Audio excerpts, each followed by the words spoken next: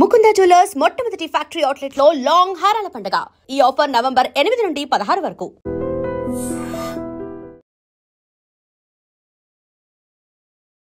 Hi, welcome to iDream. SSMB 29 ఇప్పటి వరకు టాలీవుడ్ చరిత్రలోనే ఇంత సినిమాని ఎవరూ తెరకెక్కించట్లేదు. బడ్జెట్ పరంగా చూసుకున్నా, గ్రాండీర్ పరంగా చూసుకున్నా, ఇప్పుడు ఎక్కడ పెట్టినా SSMB 29 పేరే వినిపిస్తుంది. ఇప్పటికే ఈ సినిమా నుంచి సంచారి అనే పాట రిలీజ్ అయింది. యూట్యూబ్లో ఈ పాట ట్రెండింగ్లో ఉంది. అలాగే ఈ నవంబర్ 15న ఈ మూవీ టీం ఒక భారీ ఈవెంట్ ప్లాన్ చేసింది.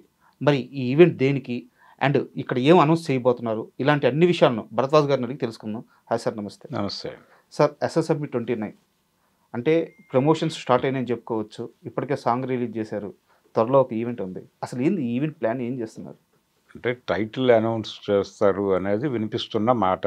సార్, టైటిల్ అనౌన్స్ చేస్తారా, ఇంకేమైనా చెప్తారా, సినిమా గురించినటువంటి ఒక అప్డేట్ ఒక బిగ్ స్కేల్లో ప్రపంచంలోకి పంపాలి అనేది ప్రోగ్రామ్. సార్, అయితే ఇది గ్లోబల్ సినిమాగా చెప్తూ వస్తున్నారు. అంటే ప్రపంచ భాషలన్నిట్లోనూ ఈ సినిమా రిలీజ్ అవుతుంది అని. అంటే ఫ్రెంచ్లో ఈ సినిమా ఫ్రెంచ్లో రిలీజ్ అవుతుంది, అది పద్ధతి. స్పెయిన్లో, స్పానిష్లో డబ్బై వెళ్తుంది. అలా ప్రతి చోట ఆ ప్రాంతీయ భాషల్లోకి ఈ సినిమాని పంపు చేయుట అనేటువంటి ఒక కార్యక్రమం దీని ద్వారా జరుపుతున్నట్టు 160 భాషలు అనేది మొదట్లో వినిపించినటువంటి మాట. భారతదేశంలో ఉన్నటువంటి అన్ని భాషల్లోకి ఈ సినిమా పెడుతుంది అని చెప్తున్నారు. అంటే ఇలా చేయటం ద్వారా గ్లోబల్ మార్కెట్ మొత్తాన్ని అట్రాక్ట్ చేయటం, గ్లోబల్ మార్కెట్లో సక్సెస్ కొడితే ఆ కలెక్షన్స్ ఏ రేంజ్లో ఉంటాయి అనేది తెలుగు సినిమాకి రుచి చూపించబోతున్నాడు రాజమౌళి అనేది ఆ సినిమాకు ఉన్నటువంటి ఒక పునాది. అంటే క్వాలిటీ సినిమా తీయాలంటే డబ్బులు కావాలి. డబ్బులు కావాలి అంటే ఆ డబ్బులకు ఒక గ్యారంటీ చూపించాలి. ఆ గ్యారంటీ మార్కెట్ నుంచి రావాలి. ఆ మార్కెట్ అష్యూరెన్స్ కల్పించటం అనే కార్యక్రమం భుజానేసుకుని తెలుగు సినిమాని పాన్ ఇండియా లెవెల్కి తీసుకెళ్ళింది కూడా ఆయనే. అంటే తను పాన్ ఇండియా లెవెల్ కథ తీయగలను అనే కాన్ఫిడెన్స్ నిర్మాతలకు రాకుండా వాళ్ళు డబ్బులు పెట్టడానికి సిద్ధపడరు. అంతే కదా సార్. ఆ కాన్ఫిడెన్స్ ఇవ్వటం కోసం పునాది సినిమాగా ఆయన మగధీర తీశాడు. మగధీర తీసి ఈ రేంజ్ కథలు నేను హ్యాండిల్ చేయగలను అని ఒక పాస్పోర్ట్ సినిమా అది. ఆ పాస్పోర్ట్ పట్టుకుని ఆయన ఇండియా మార్కెట్కి ఎగబాకాడు, పాన్ ఇండియాగా మార్చాడు. తర్వాత మొత్తం అందరు హీరోలు పాన్ ఇండియా కథలు తప్ప మామూలు కథలు వినడానికి ఇష్టపడినటువంటి ఒక పరిస్థితి తీసుకొచ్చాడు ఆయన బాహుబలితో. ఇప్పుడు ప్రపంచ మార్కెట్లోకి తెలుగు సినిమాని తీసుకెళ్తున్నాడు. ఈ సినిమా ద్వారా తీసుకువెళ్ళటం ద్వారా ప్రపంచ మార్కెట్ ఆ వసూళ్ల రుచి చూపించడం ద్వారా ఇప్పుడు తెలుగు హీరోల మనసులన్నిటినీ గ్లోబల్ మార్కెట్లోకి తీసుకెళ్ళబోతున్నాడు. అలా ఇది ఒక ట్రెండ్ సెట్ మూవీగా మారబోతోంది. మహేష్ బాబుతో చేస్తోంది. ఇది పార్ట్ 1, 2గా ఉంటుందా లేదా అనేది క్లారిటీ లేదు ఇప్పటిదాకా. మేబీ రేపు జరిగే ఈవెంట్లో ఆ క్లారిటీ ఏమన్నా ఇచ్చే ప్రయత్నం చేస్తారేమో తెలియదు. అయితే మొన్న రిలీజ్ అయినటువంటి పాట సంచారి, ఆ సంచారి అనేటువంటి పాట అంటే ప్రపంచ సంచారి అన్న పద్ధతిలో పెడుతూ కొంత కథని చెప్పే వ్యవహారం కూడా నడిచింది దానిలో. ఆయన మృత్యువుకి ఎదురెళ్తాడు, ఇవన్నీ నడిచినాయి దానిలో. అంటే ఒక రకంగా హీరోని టార్గెట్ చేసి హీరో గొప్పతనాన్ని చెబుతూ పాటలు పెట్టడం అనేది తెలుగు సినిమాలో చాలా కాలంగా ఉన్న సాంప్రదాయం. ఆ సాంప్రదాయంలో భాగంగానే కనిపించింది ఆ పాట. దాన్ని కొంచెం కీరవాణి గారు గ్లోబల్ లెవెల్లోనే కంపోజ్ చేశాడు. ఆయన్ని గ్లోబల్ లెవెల్లో ఆయనకి గుర్తింపు తీసుకురావడం కోసమే ఆస్కార్ కోసం అంత కష్టపడ్డారు వాళ్ళు. ఆ కష్టంలో భాగంగా కీరవాణి ఆల్రెడీ ఇంటర్నేషనల్ మార్కెట్లో ఉన్నాడు. అలాగే వాళ్ళు రకరకాల పత్రికల నుంచి కూడా అవార్డులు స్వీకరించారు అమెరికాలో. అవన్నీ స్వీకరించడం ద్వారా రాజమౌళి ఆయన టీము గ్లోబల్ ఏరియాలో కొంత పాపులారిటీని సంపాదించుకున్నారు. ఇప్పుడు ఆ పునాది మీద ఈ సినిమాని ముందుకు నడిపించాలి. ఆ నడిపించటం కోసం వాళ్ళు చేసినటువంటి పాట జనాలకు కనెక్ట్ అయింది బాగానే. శృతి హాసన్ పాడినటువంటి పాట అది. అంటే ఆ పిచ్ దానికోసం వాళ్ళు తీసుకున్నారు. హిందీ మార్కెట్కి, తమిళ మార్కెట్కి కనెక్ట్ అవటం అనే ప్రోగ్రాం కూడా ఉంటుంది దీనిలో. శృతి హాసన్ని తీసుకోవటం వెనకాల ఉద్దేశాలు అవి అయి ఉండొచ్చు. అంటే ఇప్పుడు లోకల్ మార్కెట్ సెంటిమెంట్లు, గ్లోబల్ మార్కెట్ సెంటిమెంట్లు, పాన్ ఇండియా మార్కెట్ సెంటిమెంట్లు అని 3 విధాలుగా చీలిపోయినటువంటి సెంటిమెంట్లలో కూడా 3 డివిజన్లు వచ్చేసినాయి. దీనికి అద్భుతమైన ఉదాహరణ ఏంటంటే పెద్ద సినిమాకి రెహమాన్ని తీసుకోవటం. చాలామంది చరణ్ అభిమానులు కంగారు పడ్డారు.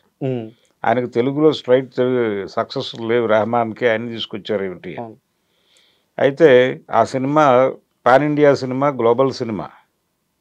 ఆయనకున్న మార్కెట్లోకి ఆ సినిమాని రీచ్ చేస్తారు. హిందీ మార్కెట్లో రెహమాన్కి చాలా పెద్ద హిట్స్ ఉన్నాయి. హిందీ మార్కెట్ను కొట్టడం ప్రోగ్రాం కాబట్టి రెహమాన్ అనివార్యంగా ఉంటాడు ఆ సినిమాకి అనే పద్ధతిలో ఆలోచిస్తే అది ఇబ్బంది కాదు. అక్కడ సక్సెస్ఫుల్ కాంబోనే. ఆయన సక్సెస్ఫుల్ మ్యూజిక్ డైరెక్టర్ ఎక్కడ, హిందీ మార్కెట్లో. సో హిందీ మార్కెట్లో సినిమా ఎక్కేస్తే ఆటోమేటిక్గా తెలుగు మార్కెట్లో ఎక్కేస్తుంది అనేటువంటి లాజిక్కి ఎదురు మాట్లాడే అవకాశం ఎవరికి లేదు. అంతే కదా. సో అది ఆ పరిస్థితి. అలా ఇది ప్రపంచ మార్కెట్ సినిమా. సో ఇక్కడ కీరవాణి ఈయన ఆస్కార్, ఈయనకు ఒక స్ట్రైచర్ని ఆల్రెడీ బిల్డ్ చేశారు. అంటే ఈ సినిమాకి ఇంత బలమైన పునాదిని నిర్మించాడు ఆయన రాజమౌళి ముందు నుంచే ప్లాన్. అంతే. ఆయన సినిమా ఆలోచన, మార్కెట్ రెండు ఒకేసారి మొదలవుతాయి. ఓకే. అలా మొదలైనటువంటి సినిమా ఇది మహేష్ బాబుతో చేయబోతున్న సినిమా. ఈ సినిమాకి సంబంధించి టైటిల్ ఒకటి వారణాసి అనే టైటిల్ వినిపించింది కానీ అది కాదు అని ఇంకొక సినిమా ఏదో టైటిల్ అనౌన్స్ చేశారు వారణాసి పేరుతో. సో ఆ సినిమాకి వారణాసి ఉంటుంది, ఈ సినిమాకి ఇంకేదో పేరు ఉంటుంది అన్నారు. ఆంగ్లంలో ఉండొచ్చు ఈ సినిమా టైటిల్ అని కూడా చెప్తున్నారు. ఉండాలని రూల్ ఏం లేదు. అంటే లోకల్ కథని గ్లోబల్ లెవెల్లో చెప్పగలగటమే మేకర్ యొక్క గొప్పతనం. కాబట్టి రాజమౌళి కూడా అదే చేస్తాడు, లోకల్ కథని గ్లోబల్ లెవెల్లో చెప్తాడు. సంచారి అన్నప్పుడు ఆయన 100 దేశాల్లో తిరుగుతాడు. ఈ 100 దేశాల్లోనూ ఈ కథ ట్రావెల్ అవుతుంది. అంటే ఒక ప్రయాణము, దానికి సంబంధించినటువంటి వ్యవహారము ఏదైనా కావచ్చు. ఆయన ఒక యాక్షన్ నేపథ్యంలో జరిగేటువంటి అడ్వెంచరస్ థ్రిల్లర్ అని చెప్పాడు ఆయన. అయితే ఫారెస్ట్ బ్యాక్డ్రాప్లో జరుగుతుంది ఈ కథ అనేది విజయేంద్ర ప్రసాద్ గారు చాలా కాలం క్రితం చెప్పిన మాట. ఇది అలాగే జరుగుతుంది అని అనిపిస్తోంది. ఎందుకంటే ఆల్రెడీ కొన్ని ముక్కలు బయటకు వచ్చినాయి. లీకేజ్లో భాగంగా కొన్ని షూట్ అవుతున్నటువంటి సన్నివేశాలు చూసాం మనం. పృథ్వీరాజ్ సుకుమార్ అని యాక్ట్ చేసిన ఒక షార్ట్ బయటకు వచ్చింది. అవును, పోస్టర్ రిలీజ్ చేశారు. పోస్టర్ రిలీజ్ చేయడం తర్వాత దానికంటే చాలా ముందే ఆ సీన్ వచ్చింది బయటికి. ఆ వెహికల్లో అతను కూర్చుని ఉన్న షార్ట్ షూట్ చేస్తూ ఎదురుకుండా మహేష్ బాబుని ఇలా కూర్చోబెట్టిన షార్ట్ ఆల్రెడీ బయటకు వచ్చింది అది. కాబట్టి ఇలా ఈ సినిమాకి సంబంధించిన ప్రమోషనల్ ఈవెంట్ చేస్తున్నారు ఇప్పుడు 15వ తారీఖు. అండ్ మీకు తెలిసి ఆ ఈవెంట్లో అసలు ఏముండబోవచ్చు? ఇప్పుడు మీరు చెప్పినట్టు టైటిల్ అనౌన్స్ చేయొచ్చు, లేకుంటే మహేష్ బాబు గారి ఫస్ట్ లుక్ అఫిషియల్గా లాంచ్ చేయొచ్చు. సో ఇవన్నీ కూడా ఫ్యాన్స్లో ఇవన్నీ కూడా చర్చలు ఉన్నాయి. ఏం జరుగుతుంది? టైటిల్ రివీల్ చేసే ఛాన్స్ ఉంది. Okay, majority. ఓకే. ఆ టైటిల్ ఏదైనా కావచ్చు. సంచారి అనే టైటిల్ తెలుగుకి అనుకుంటున్నాం అని చెప్పినా ఆశ్చర్యం లేదు. ఓకే, ఏదైనా కావచ్చు. ఏదైనా చెప్పి నడిపించగలడు ఆయన. RRR గానే ప్రపంచం మాట్లాడుకుంది కానీ ఆ సినిమాని అది వర్కింగ్ టైటిల్ అని చెప్పారు ముందు. అవును, అదే టైటిల్గా స్థిరపడింది. దానికి ఆ 3 Rలకి 3 పదాలు ఏవో చెప్పారు, రుద్రం, రౌద్రం, ఇలాగే రణం అని. అలా అది నడిచిపోయింది. టైటిల్ అనేది పట్టించుకోరు, కంటెంట్ వాళ్ళకి కనెక్ట్ అయితే అనేది ఒక ఉదాహరణ అక్కడ దొరికింది మనకి. అయినప్పటికీ ఏదో టైటిల్ ఈవెంట్ అది యాక్చువల్గా ప్రపంచాన్ని అలర్ట్ చేయడం కోసం చేస్తున్న ఈవెంట్ అది. ఓకే, 100 అడుగుల స్క్రీన్ ఏదో రెడీ చేస్తున్నారంట ఫస్ట్ టైం. అంటే అదే అంటే ప్రతిదీ ఇప్పుడు ఆ ఈవెంట్ రైట్స్ అమ్ముతారు. అవును, అంటే డిజిటల్ హక్కులు అమ్ముతారు, శాటిలైట్ హక్కులు అమ్ముతారు. బిజినెస్ అక్కడి నుంచి మొదలవుతుంది. ఒకప్పుడు సినిమా రిలీజ్ అయిన తర్వాత కౌంటర్లో వచ్చే డబ్బులు. కానీ ఇప్పుడు పరిస్థితి అది కాదు. ఇప్పుడు సినిమా తయారవటానికి ముందే టైటిల్ అనౌన్స్మెంట్కి ఒక ఈవెంటు, ఆ ఈవెంట్కి రకరకాల హక్కులు అమ్ముకోవడంతో వ్యాపారం మొదలవుతుంది. కొబ్బరికాయ కొడతారు అక్కడ. కాబట్టి ఇది కేవలం ప్రమోషనల్ ఈవెంట్గా మాత్రమే చూడక్కర్లేదు, ఇది ప్రమోషనల్ ఈవెంట్ కూడా, మార్కెట్ కూడా. అంటే ఆ సినిమాకి రెవెన్యూ జనరేషన్ చేయటం అనే ప్రోగ్రాం రేపటితో 15వ తారీఖు నుంచి మొదలవుతోంది. ఓకే, దానికి అంకురార్పణ చేస్తున్నటువంటి ఈవెంట్ కాబట్టి కొంచెం భారీ సెలబ్రిటీస్నే ఊహిస్తున్నారు అక్కడ. అంటే జేమ్స్ కెమెరూన్ వస్తాడు అనే ప్రచారం అయితే బలంగా నడుస్తోంది. ఆయన వస్తారా రారా అధికారికంగా ఇంకా కరపత్రాలు కానీ లేకపోతే ఇన్విటేషన్లు కానీ బయటకు రాలేదు, కానీ ఈవెంట్ ఉంటుంది అని మాత్రం చెప్తున్నారు. ట్విట్టర్లో బాబు ఫ్యాన్స్ మాత్రం జేమ్స్ కెమెరన్ చేత జై బాబు అనిపిస్తాము అని చెప్పి అప్పుడే ఆవేశపడవచ్చు, తప్పేం లేదు దాంట్లో, చెప్పచ్చు కూడా, ఆయన కూడా చెప్తాడు. ఎందుకంటే వాళ్ళకు అవసరం. ఇప్పుడు జేమ్స్ కెమెరూన్ అనేవాడు లేకపోతే మరో హాలీవుడ్ డైరెక్టరు 90 దశకంలోనూ లేకపోతే 2010కి ముందు ఇక్కడికి వచ్చాడంటే అది చాలా పెద్ద సెన్సేషనే. ఇప్పుడు పరిస్థితి అది కాదు. ఇప్పుడు బాలీవుడ్ వాళ్ళు మాత్రమే కాదు, హాలీవుడ్ వాళ్ళు కూడా లోకల్ మార్కెట్ల మీద కేంద్రీకరణ పెంచారు. లోకల్ ఫ్రాంచైజీస్ ఇదంతా మోడల్ మారిపోయింది, సినిమా మోడల్ మారిపోయిన సందర్భంగా వాళ్ళ మార్కెట్ అన్వేషణ కోసం వస్తున్నాడు ఆయన. కాబట్టి వీళ్ళతో స్నేహం వాళ్ళకు అవసరం, మ్యూచువల్ బెనిఫిట్ అంతే. ఇప్పుడు వాళ్ళ సినిమా గురించి 4 మాటలు రాజమౌళి చెప్తే ఈ లోకల్ మార్కెట్ నడుస్తుంది, అంతే కదా. ఈ లోకల్గా ఎన్టీఆరో లేకపోతే చిరంజీవో ఒక మాట చెప్తే ఆ సినిమా నడుస్తుంది. అది చెప్పించాలంటే వీళ్ళతో కాంట్రాక్ట్ అవ్వాలి వాళ్ళు. వీళ్ళతో స్నేహం వాళ్ళకు అవసరం, వాళ్ళతో స్నేహం వీళ్ళకి అవసరం, అంతే.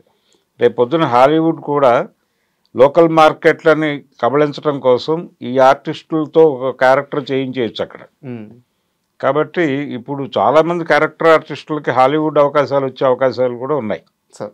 అండ్ పృథ్వీరాజ్ గారిది ఆ పోస్టర్ రిలీజ్ అవ్వగానే చాలామంది అంజీ సినిమా కథలాగా ఉండొచ్చు, అక్కడ విలను ఒక అమరత్వాన్ని పొందడానికి ప్రయత్నించడం, ఈ హీరో ఆపడం, ఇలాంటి ఒక లైన్ ఉండొచ్చు కథగా అని చెప్పేసి కూడా చాలామంది ట్వీట్స్ చేశారు. అలా అనిపించట్లేదు అది. ఓకే, అంటే అతనికి ఏదైనా కోరిక ఉంటుంది, విలన్కి ఉన్నటువంటి కోరిక ఉన్నటువంటి వాడు విలన్ అవుతాడు, ఆ కోరికను దెబ్బ కొట్టేవాడు హీరో అవుతాడనే కదా ఇప్పటివరకు మన సినిమాలన్నీ నిలబడిందే ఆ పాయింట్ మీద. ఆయన కోరిక ఏదైనా కావచ్చు, ప్రపంచాన్ని జయించాలనుకోవచ్చు, ఏదైనా అక్కడ ఉన్నటువంటి ఒక మైనింగ్ తన ఓన్ చేసుకోవాలనే ప్రయత్నం కావచ్చు, మైనింగ్ సామ్రాజ్యాన్ని ఓన్ చేసుకోవడం కోసం కావచ్చు, అదేదో అటవీ ప్రాంతము ఇవన్నీ మిక్స్ అయినటువంటి లొకేషన్లో ఆ ఫోటో రివీల్ చేశారు వీళ్ళు. ఆ షూట్ అయింది కూడా ఏదో అడవి ప్రాంతంగా అనిపించింది ఆ ముక్క బయటకు వచ్చిన రోజు చూస్తే. ఇది ఏదైనా కావచ్చు, ఇది పర్టికులర్గా అంజీ సినిమాని పోలి ఉంటుంది. ఇవన్నీ ఊరికనే మాట్లాడుకునే మాటలు తప్ప అదేం ఉండదు సినిమాలో. ఓకే, అదే ఉండదు. అది కొంచెం అంటే రెండోది రాజమౌళికి మొదటి నుంచి ఉన్న విషయం ఏంటంటే ప్రపంచంకి తన కథ తెలిసినందువలన నష్టం లేదు అని అనుకుంటాడు ఆయన. అవును, ఆయన ప్రెస్ మీట్ పెట్టి కథ మొత్తం చెప్పేస్తారు కదా. అదే అంటే చెప్పిన కథని ఎలా తీస్తాడు అనేటువంటి క్యూరియాసిటీ పాయింట్ మీద ఆడియన్స్ని థియేటర్కి రప్పించవచ్చు అనేది తను నమ్మిన సూత్రం. సెంట్రల్ ఐడియా ఏమిటనేదైనా చెప్పేస్తాడు ఆయన. కాబట్టి దీని గురించి దానికి కాపీ దీనికి ఇన్స్పిరేషన్ అనుకోనక్కర్లేదు. ఓకే, అనేక ఛాయలు కనిపించవచ్చు, అది పరిశోధించాల్సిన విషయం సినిమా రిలీజ్ అయిన తర్వాత. కానీ ఇప్పుడు టూ ఎర్లీ అయిపోద్ది. టూ ఎర్లీ కూడా కాదు అసలు, అది కాదు. అది ఇది ఒక అడ్వెంచరస్ స్టోరీనే, అది కూడా అడ్వెంచరస్ స్టోరీనే. 2 అడ్వెంచరస్ స్టోరీస్లో కొన్ని సిమిలారిటీస్ ఉంటే ఉండొచ్చు, అంత మాత్రం చేత ఇది ఆ కథకి కాపీ ఈ కథకి కాపీ అనుకోవడానికి అవకాశాలు లేవు.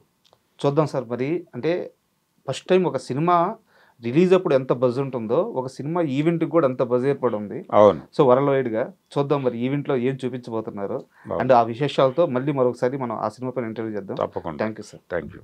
And don't forget to subscribe to iDream. And for more videos, please subscribe to iDream. Please subscribe to iDream. Please subscribe iDream. And please subscribe to iDream.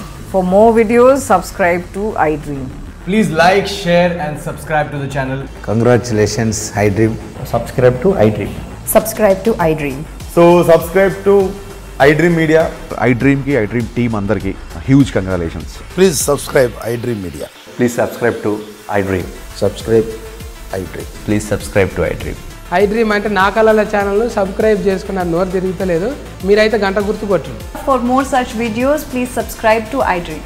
Subscribe to iDream. Please subscribe to iDream. Please subscribe iDream Media. Please do subscribe to iDream. Please subscribe to iDream Media. For best entertainment and information, please subscribe iDream.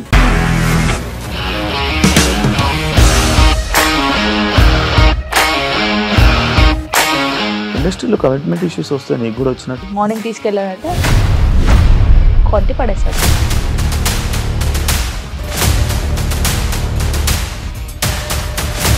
ఒక్కళ్ళు కూడా చూడలేదు ఈ cinema అని చెప్పడానికి కూడా చాలా ధైర్యం కావాలి. అది నిజం కదా, దాంట్లో ధైర్యం ఏంటి? ఇది నెక్స్ట్ డే ప్లేట్ మార్చేస్తే తప్పు కదా. As of now we're comfortable this అని నేను అనుకుంటున్నాను. రష్మిక గారిది మీది ఒకే ఊరు అంటే కదా.